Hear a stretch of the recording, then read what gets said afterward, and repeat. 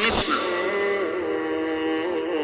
এখানে আছে, দেখেন আপনি, আল্লাহ তাআলা বলছে সবচেয়ে নিকৃষ্ট মানুষ সে যে নামাজ নষ্ট করে। ফাখালাফা মিন বাদিহিম খালফুন, প্রত্যেক প্রজন্মের নিকৃষ্ট কারা? আল্লাহ বলেন আদাউস সালাহ, যারা তাদের নামাজকে নষ্ট করে দেয়। এখানে তাফসীরের মধ্যে লিখছে অর্থ হইল যারা নামাজ ছেড়ে দেয় তারা না, বরং যারা নামাজ পড়ে কিন্তু নষ্ট করে। অর্থ হইল তিনটা: এক, যে ব্যক্তি নামাজ পড়ে কিন্তু সবসময় বিলম্ব করে, যথাসময়ে নামাজ পড়ে না। দুই, যে নামাজ পড়ে কিন্তু নামাজের ফরজ ওয়াজিব রুকু সেজদা তাসবিহ এগুলো ঠিক মতো আদায় করে না। তিন, যে নামাজ পড়ে কিন্তু নিয়মিত জামাত ত্যাগ করে, মানে নামাজের জামাতে পড়ে না।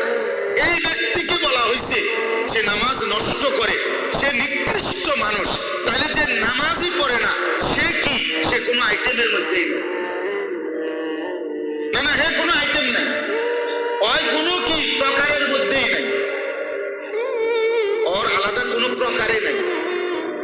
বেনামাজির কোনো পরিচয়ই নাই, বেনামাজি কোনো মানুষের কাতারে না, বেনামাজি কোনো ইনসানে না।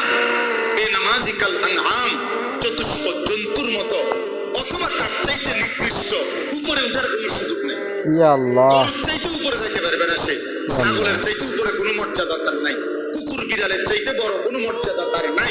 আর যদি বেশি নামাইতে হয় এর চাইতে নামাইতে হবে, উপরের দিকে যাই। ইয়া আল্লাহ, হ্যাঁ হ্যাঁ, এই জন্য বাস তোমরা ছেলেরা আলাদা ভাবে তোমরাও ভাবা দরকার। আর অভিভাবক যে কয়জন আছেন সামনে, আপনাদেরও ভাবা আপনার জীবনের উপার্জন কি। ভাত মিললে মিলবে, পানি মিললে মিলবে, সেটা আপনার মর্জি, দিলে দিবেন, না দিলে না দিবেন, খাওয়াইলে খাওয়াইবেন, পান করাইলে করাইবেন। তো রব্বানা লিউকিমুস সালাহ, তারা যেন নামাজ আদায় করে, নামাজ আদায় করে। এক সন্তানের জন্য বাবার প্রথম চাওয়া তার নামাজ, এক স্ত্রীর জন্য স্বামীর প্রথম চাওয়া নামাজ, এক মেয়ের জন্য বাবা মার প্রথম চাওয়া তার নামাজ, তার সিজদা, তার পর্দা, তার আখিরাত। কারণ আমরা মুসলমান, আমরা মুসলমান, আমরা বেঈমান না, আমরা দুনিয়াদার না, আমাদের গন্তব্য আখিরাত। আজ যদি আমরা মুসলমান ভুলে যাই আখিরাত, তো আখিরাত মনে রাখবে কি?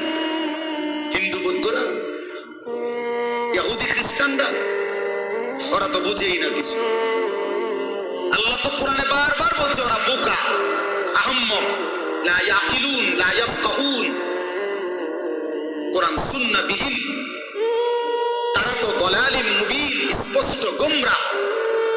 আল্লাহ তাআলা বলছে মুমিন, আমি তোমাকে ঈমান দিলাম, নবী রাসূল দিলাম, আমার আসমানি কিতাব দিলাম, যুগে যুগে বুঝাইবার জন্য উলামা কেরাম দিলাম, তারপরও কথারাই না কেন?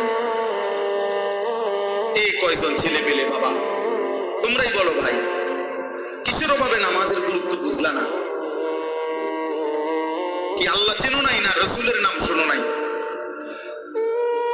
নাকি কোনো আলেমের মুখে কোনোদিন শোনো নাই, না কোরআন শরীফ কোনোদিন দেখো নাই, নাকি কোনো মসজিদ দেখো নাই জীবনে কোনোদিন, নাকি কোনো আজান শোনো নাই কোনোদিন? কিসের অভাবে হারায় গেলা?